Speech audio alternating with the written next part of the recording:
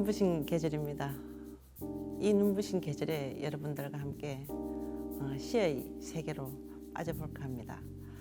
시라는 것이 위대하고 고결한 것이 아니라 바로 내 이야기입니다. 내 삶의 이야기죠. 그래서 시는 사람을 비추는 거울과 같습니다. 여러분과 함께 만나는 사람은 어떤 세계에 있으며 또한 그들이 걸어가는 길은 어떤 길을 열어가고 있는지, 햇살이 찬란한 오후에, 때로는 바람 부는 창가에서, 때로는 비가 스며드는 바다를 보면서 시의 세계로 여행을 떠나볼까 합니다. 저는 꿈꾸는 미학자 김종입니다. 우리는 누구나 삶의 길 위에 있습니다. 길을 나서 보아야 길을 만나게 되죠. 때로는 삶의 막막한 마지막과도 같은 그런 길 끝에서 보면 어쩌면 그 순간 새로운 길이 보이기도 합니다. 정호성 시인의 봄길입니다. 이 시를 여러분들께서 들으시면서 그냥 시를 듣지 마시고 그 길 속에 나는 누군가에게 어떤 계절로 인정될까, 또 나는 누군가에게 봄길이 되었으면 좋겠다, 이런 마음을 한번 심어주었으면 좋겠습니다. 봄길, 정호성. 길이 끝나는 곳에도 길이 있다. 길이 끝나는 곳에서도 길이 되는 사람이 있다. 스스로 봄길이 되어 끝없이 걸어가는 사람이 있다. 강물은 흐르다가 멈추고 새들은 날아가 돌아오지 않고 하늘과 땅 사이의 모든 꽃잎은 흩어져도 보라. 사랑이 끝난 곳에서도 사랑으로 남아있는 사람이 있다. 스스로 사랑이 되어 한없이 봄길을 걸어가는 사람이 있다. 우리는 사람과 사람 사이의 관계 속에서 살아갈 때 그 삶이 더욱더 풍요롭습니다. 그러나 가까이 있을 때는 그 가까운 사람의 소중함을 미처 모를 때가 많죠. 관계로부터 떠나와 봐야 비로소 그 관계가 보이는 것. 그래서 추사 김정희는 제주도 유배 시절에 이런 글을 남깁니다. 사람의 곁을 떠나 보니까 비로소 사람의 온기를 알겠다. 우리는 은한 관계 속에서 벗어날 때 말할 수 없을 만큼 막막함을 느낍니다.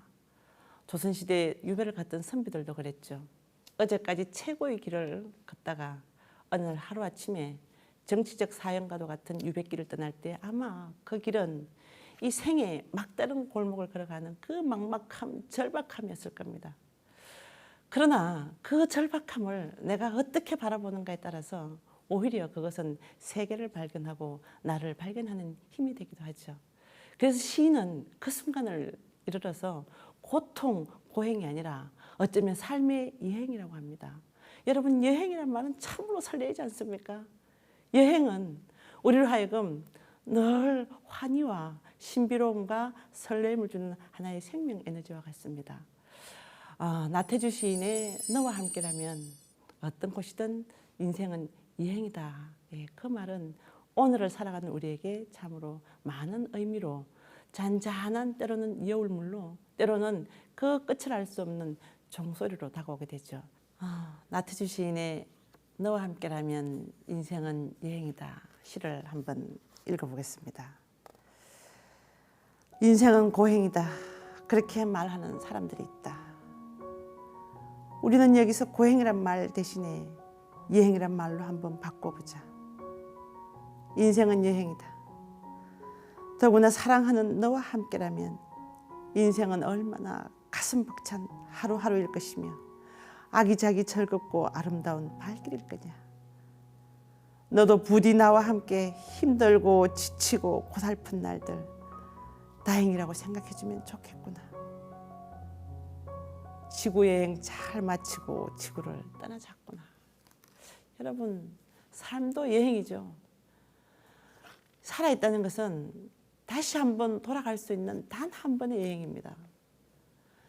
우리가 길을 떠나서 집으로 다시 돌아오는 여행은 언제든 반복할 수 있지만, 다시 떠났다가 돌아올 수 있지만, 삶이라는 것은, 인생이라는 것은 단 한 번의 여행입니다. 연습도 없고 재방송도 없습니다. 아쉽다 하여 다시 할 수 없는 것, 이게 바로 삶이지 않습니까? 그래서 그런 삶이기에 우리는 더욱더 내 삶을 아름답게 바라봐야 되는 거죠. 마치 여행하듯이 어떠한 힘든 순간이 오더라도 사랑하는 그대와 함께라면 이 모든 힘든 순간을 여행으로 치환해서 더욱더 밝게 건강하게 아름답게 걸어가는 것. 이것이 시가 우리에게 주는 깊은 울림입니다. 여러분의 삶도 하나의 울림이 되는 시죠. 그래서 시는 곧 삶입니다. 시는 곧 그 사람이죠. 오늘 우리는 또 선생님들은 가장 가까이 있는 시를 한번 만나보시기 바랍니다. 인간이 아름다운 것은 인간은 끝없이 성장한다는 겁니다. 죽음 직전까지 우리는 성장하는 거죠.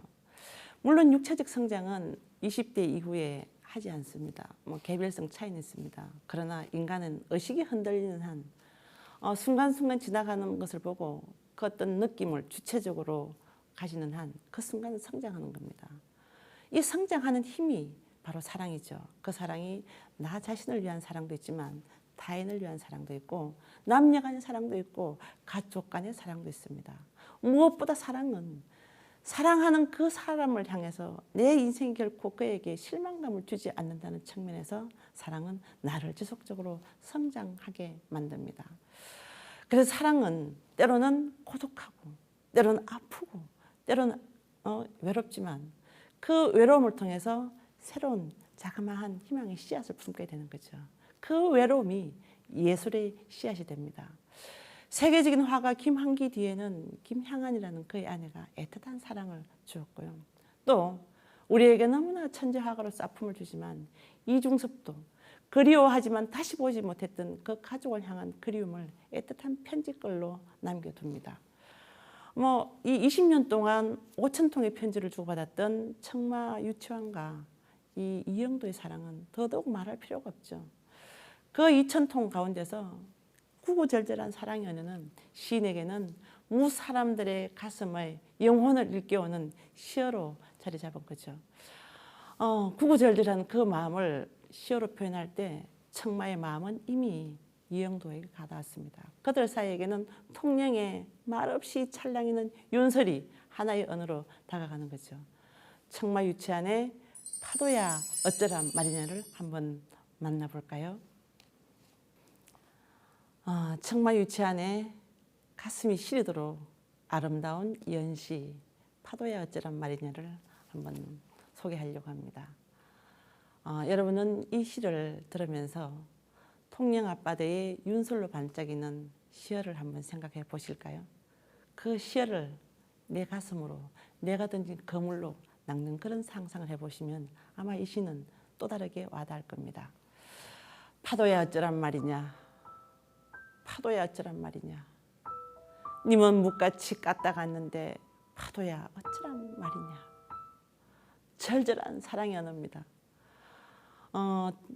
이영도를 향해서 그토록 사랑의 언어를 보내지만 이미 받아들일 수 없는 이영도는 그의 마음을 먼 거리에서 지켜보기만 합니다. 여러분, 지켜본다는 것, 지그시 바라본다는 것, 이건 어쩌면 고통일 수 있습니다. 그러나 그런 고통의 언어가 많은 사람들의 심금을 울리는 또 다른 언어가 시어로 탄생하게 되는 거죠. 그래서 늘 우리가 말하지만 절망은 희망의 언어고 고통은 새로운 이 사랑의 씨앗의 언어가 되는 거죠. 이 모든 사랑의 시작은 바라보기입니다. 다시 말해서 관계의 시작은 바라보기죠. 시인이 시를 쓸 때는 나와 또 다른 내 내면의 나를 바라보는 그 관계의 시작입니다. 지극하게 바라보는 것, 그윽하게 바라보는 것, 그 시작은 바로 여기에 있습니다. I see you. 여러분, I see you 하십시오. 여러분, 이야기 좋아하시죠? 저도 이야기를 좋아합니다.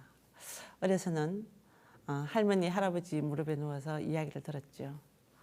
오늘 제가 여러분들께 소개해드릴 이야기는 아라비안 나이트로 잘 알려진 천일야합니다. 절체절명의 운명 앞에서 혹은 운명과 숙명 앞에서 어떻게 세계를 인식하는가, 또 타자의 고통을 내가 어떻게 연민으로 받아들이는가에 따라서 한 사회 전체의 어떤 희망이 돋보게 됐던 이야기가 바로 천일야화죠. 세라제드와 디나르자드 이 자매의 약속, 또 그 재미있는 이야기를 듣기 위해서 끝내 아내를 죽이지 않았던 그 슐탄 샤리아, 이들의 이야기를 보면서 참으로 이야기의 힘은 때로는 한 생명을 구하고 나아가서 한 사회를 구하고 더 나아가서는 그것이 영원히 마르지 않는 샘물로서 우리의 끝없는 상상력을 만들어준다는 측면에서 이야기는 참으로 고귀합니다. 오늘날 많은 사람들이 좋아하는 사람은 이야기가 많은 사람입니다. 이야기가 많다는 것은 그 사람이 살아온 삶의 길이, 삶의 결이 매우 다양하다는 거죠. 달리 말하면 많은 경험을 한 사람입니다. 명자들이 이렇게 얘기합니다. 물의 진면목을 보기 위해서는 그냥 고요히 흘러가는 물을 봐서는 안 된다. 반드시 그 물이 어떤 여우를 돌아 나왔는가, 어떤 허방을 채우고 갔는가, 마침내 바다에 이르렀을 때 그 이름을 놓을 수 있는 그러한 대담한 용기를 가졌는가, 이것이 바로 한 사람을 바라보는 이 창이라고 봤거든요. 이야기가 많은 사람은 그만큼 내 삶의 경험이 풍부하기 때문에 다른 사람의 이야기에 귀를 기울일 줄 있는 여유가 있습니다. 말하자면 공감의 능력이 뛰어나다는 거죠. 여러분들은 어떤 여러분의 이야기를 가지고 계시는가요? 저마다의 이야기의 결은 다르지만 분명 나의 이야기는 그대에게로 갔을 때는 그대의 가슴을 촉촉히 적시고 마침내 또 다른 이야기의 물길이 흘러서 많은 사람들의 이야기를 끌어담을 겁니다. 사람이 영원히 살지 못하지만 사람이 남긴 이 흔적으로서 문학, 이야기는 영원히 갑니다. 그 속에 한 시대를 살아냈던 사람의 이야기가 담기고 그것을 통해서 먼 신인류는 그들에게 다가올 새로운 상황을 끌어내는 하나의 지혜로 만들어보게 되는 거죠. 그 이야기의 힘을 천일야화를 통해서 끌어볼까 합니다. 한국인들의 애송시를 찾아보면요, 많은 분들이 풀꽃이 나태주를 꼽습니다. 그가 많은 시를 발표했지만 그 중에서도 풀꽃, 특히 자세히 보아야 예쁘다, 오래 보아야 예쁘다, 너도 그렇다, 이 시를 누구나 가슴에 절창으로 외우고 있습니다. 왜 그럴까요? 왜 우리는 시인의 이 짧은 언어에 희열을 하는 것일까요? 자세히 보는 것, 오래 보는 것. 가장 가까운 사람을 여러분들은 자세히 본 적 있는가요? 오래 보신 적 있은가요? 아니면 혹은 선생님 내면으로 흐르는 그 강물에 오래도록 귀를 기울여 보신 적 있는가요? 삶의 시작은, 삶이 아름다운 것은 바로 귀를 기울이는 것이죠. 이 세상 존재하는 모든 것들은 아름답습니다. 이 세상 존재하는 모든 것들은 그 나름의 이유를 가지고 있습니다. 그러나 그 이유를 찾아내는 것, 그 가치를 찾아내는 그 순간이 자세히 바라볼 때입니다. 오래 볼 때입니다. 살아있다는 것은 끊임없이 걷는 일입니다. 삶은 추상명사가 아니라 삶은 걸어가는 일입니다. 가슴이 뛰는 방향으로 걸어가는 것. 그 길 위에서 화르처럼 퍼덕이는 언어를 나의 언어로 주워 담는 것. 이것이 산자의 행복이죠. 신이 인간을 부러워하는 가장 큰 순간이 바로 그 순간입니다. 사람은 반드시 죽기 때문에 매 순간을 뜨겁게 걸어간다는 것. 이것이 인간이 주어진 하나의 특권입니다. 여러분, 자세히 보십시오. 가장 가까운, 가장 이 소중한 것을 자세히 보는 시간. 시가 우리에게 주는 힘은 바로 이런 힘인 것 같습니다.